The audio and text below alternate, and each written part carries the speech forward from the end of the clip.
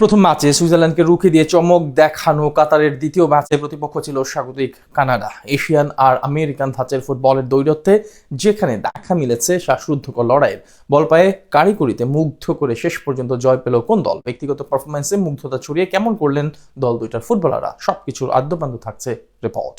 Group পর্বে নিজেদের প্রথম ম্যাচে সুইজারল্যান্ডের বিপক্ষে 1-1 গোলের ড্রতে ইতিহাস গড়ে 1 পয়েন্ট অর্জন করে গেল বিশ্বকাপের আয়োজক দেশ কাতার। পক্ষান্তরী স্বাগতিক কানাডা গেল ম্যাচে বসনিয়ার বিপক্ষে সমান ব্যবধানে ড্র করায় এদিন কাতারের বিপক্ষে তাদের ম্যাচটি ছিল ভীষণ তাৎপর্যপূর্ণ। তাই তো বিসি প্লেস ভ্যানকুভারে ম্যাচের শুরু থেকেই আক্রমণের ধার দেখা যায় স্বাগতিক ফুটবলারদের পায়ে, যেখানে ছেড়ে কথা বলে না কাতারও। ফলে ম্যাচের প্রথম মিনিটেই গোল করার এক সুবর্ণ সুযোগ পায় কাতার, যেখানে দলটির লেফট উইঙ্গার আকরাম আকিফ বল পায়ে দারুণ এক রান মেক করেন আর বল পায়ে কানাডার ডি বক্সে প্রবেশ করে এডমিলসন জুনিয়রকে বল বাড়ান তিনি। তবে এডমিলসন এ দফায় লক্ষ্যভ্রষ্ট শটে 2022 বিশ্বকাপের আয়োজক এই দেশটির সমর্থকদের হতাশায় ফেলেন। এরপর ম্যাচের সপ্তম মিনিটে আলী আহমেদের কর্নার থেকে বল পেয়ে গোলমুখে দারুণ এক শট নেন স্বাগতিক স্ট্রাইকার জনাথন ডেভিড। তবে কাতারের গোলরক্ষক মাহমুদ আবু নাদার নৈপুণ্যে এ যাত্রায় রক্ষা পায় 2022-এর স্বাগতিকরা। এর ঠিক 2 মিনিট পর বল পায়ে কাউন্টার অ্যাটাকের চেষ্টা চালায় আফিফ। এ সময় স্বাগতিকদের সেন্টার ব্যাক ডেরেক কর্নেলিয়াস তাকে ফেলে দিয়ে হলুদ কার্ড দেখেন। আর ম্যাচের 16তম মিনিটে স্বাগতিক সমর্থকদের বাদ ভাঙা উচ্ছ্বাসে মাতিয়ে গোল করেন কাইল লারিন।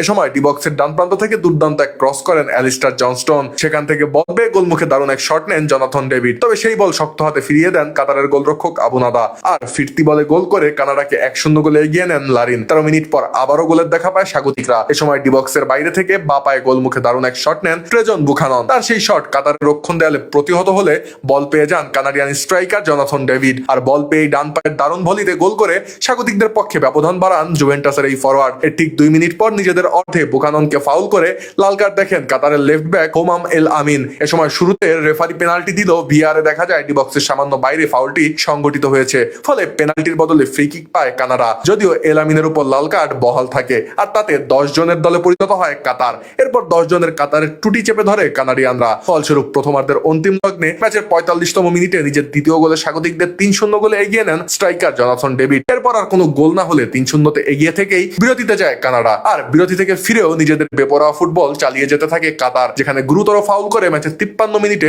লাল কার্ড দেখে মাঠ ছাড়েন আসিম মাডিবো। ফলে 9 জনের দলে পরিণত হয় কাতার। এর 10 মিনিট পর দারুণ এক ফ্রি কিকে গোলরক্ষককে বোকা বানিয়ে গোল করে কানাডাকে 4-0-তে এগিয়ে নিয়ে যান নেথান সালিবা। এরপর ম্যাচের 75তম মিনিটে কাতারের মিডফিল্ডার মোহাম্মদ আল মান্নায়ের আত্মঘাতী গোলে 5-0 গোলের লিড পায় স্বাগতিকরা। আর দ্বিতীয়ার্ধে যোগ করার সময় ম্যাচের অন্তিম লগ্নে গোল করে নিজের হ্যাটট্রিক পূরণের পাশাপাশি কানাডাকে 6-0 গোলের বিশাল জয় এনে দেন জনাথন ডেভিড, যা কিনা বিশ্বকাপের ইতিহাসে উত্তর আমেরিকার এই দলটির প্রথম জয়।